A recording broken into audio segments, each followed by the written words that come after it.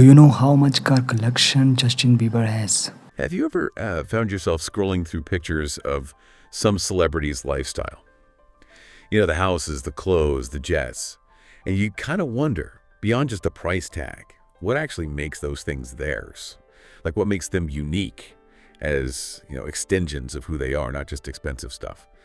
Well, today we're digging into someone whose personal style is, let's say, pretty loud, distinctive, just like his music, really, Justin Bieber.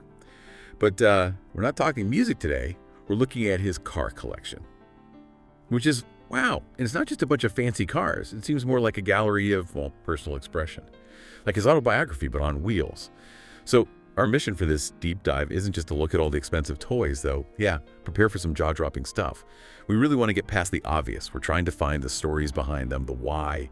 What are the specific customizations that make this Bieber's garage? How does he use these cars to, stand out even more? We've looked at detailed descriptions, visual tours, that kind of thing, so we can really unpack the details, find the personality in the paint jobs and the body kits. Yeah, and what's really fascinating, I think, is how it goes beyond just, look how rich I am. Yeah. It's not just collecting status symbols. It seems very deliberate, often pretty audacious, actually. So we're going to take a journey here through high performance, some really out there design, and yeah, some genuinely one-of-a-kind automotive art. It feels less about just owning cars and more about driving something that screams you. How do you make yourself distinct when everyone already knows your name? Okay, right. Let's get into it.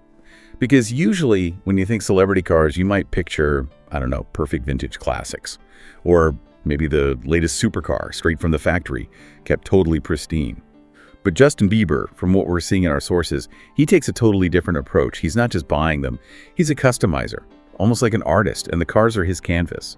He seems obsessed with putting his own stamp on everything. Exactly, and if you think about it, lots of wealthy people collect cars, but very few seem to treat them as such a direct, almost physical extension of their identity, their artistic side. It shows a certain kind of boldness, maybe, a need for individuality that really pushes things. Even with these incredibly exclusive, iconic brands, it kind of begs the question, if you could have absolutely anything, how do you make it unmistakably yours? And nothing screams uniquely me quite like that custom Rolls-Royce Wraith he has. Right. Or had. This isn't just any Rolls. It's kind of legendary now. People call it Uriel. Apparently inspired by some Rolls-Royce concept car, the 103EX, a real futuristic thing. And he actually got West Coast Customs, the guys from TV, to build it, to make this crazy, almost impossible-looking car real. Right, which makes you ask, why? Why take a car that's already the absolute peak of luxury, bespoke luxury even, and change it so dramatically? It's clearly about going beyond the original, creating a whole new visual language.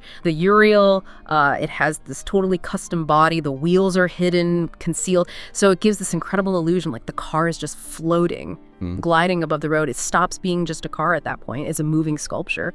It really does redefine what a car can even look like, pushes the boundaries. Yeah, the idea of a car just floating down the street, that's absolutely wild. It's like something from Blade Runner or Minority Report. I mean, or Rolls-Royce turns heads anyway. Right. But one that looks like it's defying gravity. That's not just next level. That's saying something about imagination, about making a fantasy real. It really is, and it shows his commitment to a certain aesthetic, doesn't it? Luxurious, yes, but also incredibly forward-looking, almost sci-fi. It's embracing the avant-garde. Yeah.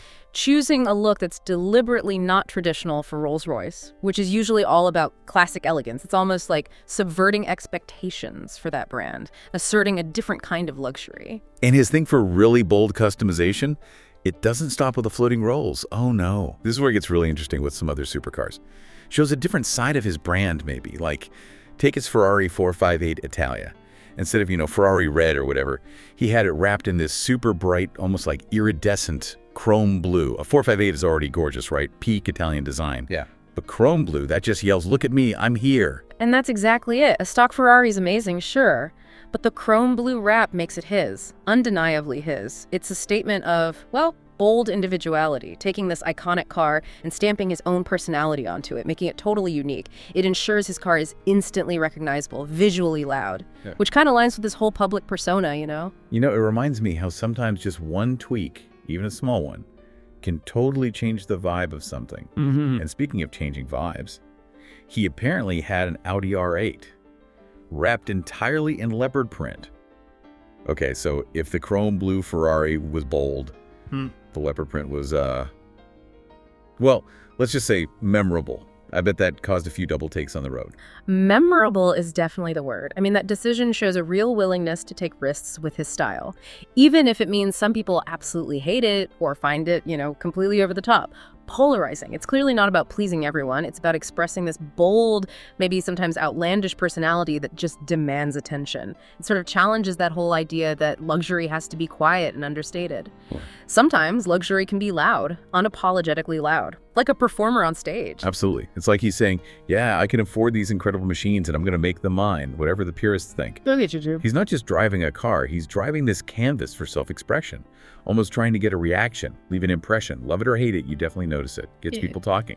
Which brings up an interesting point, though. For someone who's constantly watched, how much is just pure personal taste and how much is maybe a calculated move, to reinforce the brand, stay relevant, keep that edgy image going? The line gets pretty blurry when your whole life is basically public and your stuff becomes part of that narrative. That's a really good point. It definitely creates memorable photos, doesn't it? Like a rolling billboard for his personal brand. And then there's the custom Cadillac CTSV, the one he called the Batmobile.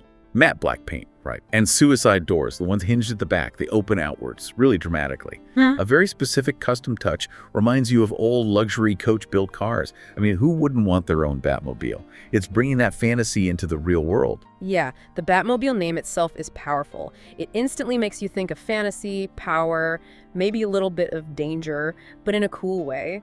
The matte black definitely adds to that stealthy, mysterious look. And the suicide doors, that's pure theater when getting in or out. It's another great example of taking this really powerful American car and giving it a totally unique, almost movie-like identity. It's not just about how fast it goes, it's about embodying this fictional idea, blurring reality and pop culture.